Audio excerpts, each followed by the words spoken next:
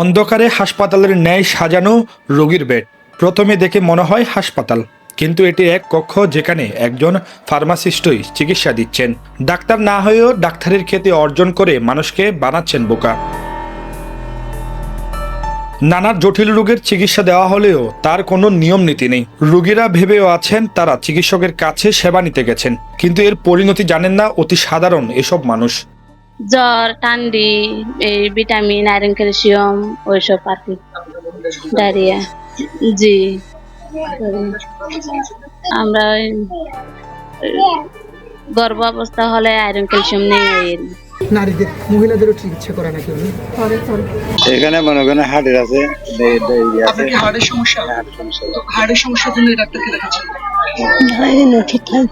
ওষুধ খাওয়াতে আছে। ওনার এখান থেকে হার্টের সমস্যা নিয়ে ওষুধ খাচ্ছেন।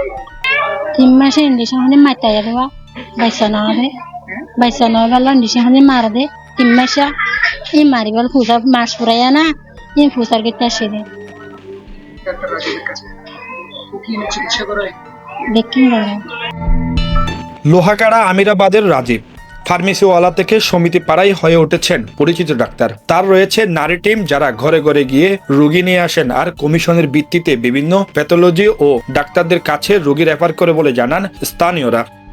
মানুষকে প্রভাবিত করতেছে, বাড়ি বাড়ি হাউজ হাউজ মহিলাদের কি উনি ভালো, উনার ট্রিটমেন্ট ভালো, উনার এখানে গেলে একদিনই ভালো হয়ে যায়, যা দীর্ঘদিন বুক করতে হয়, ট্রিটমেন্ট নিতে হয়, এটা নিতে হয় না। সে অ্যান্টিবায়োটিক প্রয়োগ করে হঠাৎ করে মানুষকে ভালো করে দিয়ে দেখায়।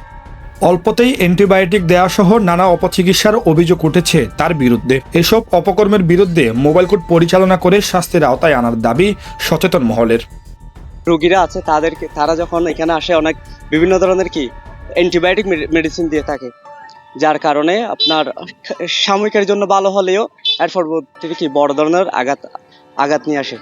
মানুষকে ভুল চিকিৎসা দিচ্ছে এবং 10 টাকার একটা ইনজেকশন 1000 টাকা দিয়ে পুশিং করতেছে। এমনও আছে যেখানে আপনার 200 পাওয়ারের একটা ওষুধ দিলে, অ্যান্টিবায়োটিক দিলে হয়, সেখানে 1000 পাওয়ার দিয়ে তার শরীরের যে ক্ষতি হচ্ছে সেটা না বুঝে তাকে ইনস্ট্যান্ট ভালো করে নিজের সুনামের জন্য একটা মানুষের জীবন নিয়ে চিনিমিনি খেলছে।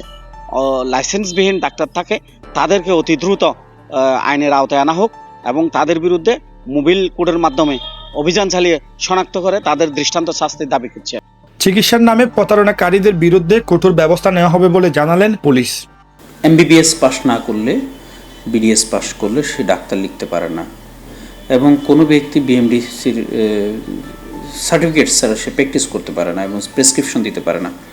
এটা সরাসরি দণ্ডনীয় অপরাধ এবং আমলযোগ্য অপরাধ। আমরা যদি এরকম কোনো তথ্য পাই, সুনির্দিষ্ট তথ্য পাই, কেউ যদি এরকম হাতুড়ি ডাক্তার, বুয়া ডাক্তার সেই মানুষের সাথে চিকিৎসা নিয়ে প্রতারণা করছে, তাহলে তাকে সরাসরি আমরা আইনগতভাবে তার গ্রেপ্তার করতে পারি।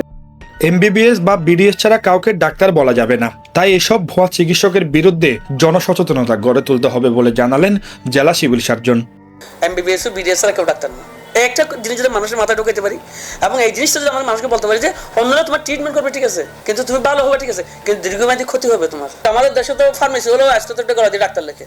এখন আমি যদি ওটার বিরুদ্ধে বলতে আপনি কেন বলতেছেন, কিন্তু আইন আছে, ডাক্তার লেগে তাকে জরিমানা করা হবে, কিন্তু আইনের প্রয়োগ তো নাই। পল্লী এলাকায় চিকিৎসার নামে প্রতারণা রুখতে শুধু প্রশাসনের পদক্ষেপই যথেষ্ট নয়, তাই জনগণকেই সচেতন করার পরামর্শ বিশেষজ্ঞদের। সাইদুর রহমান শিমুল, চিটাগং ট্রিবিউন।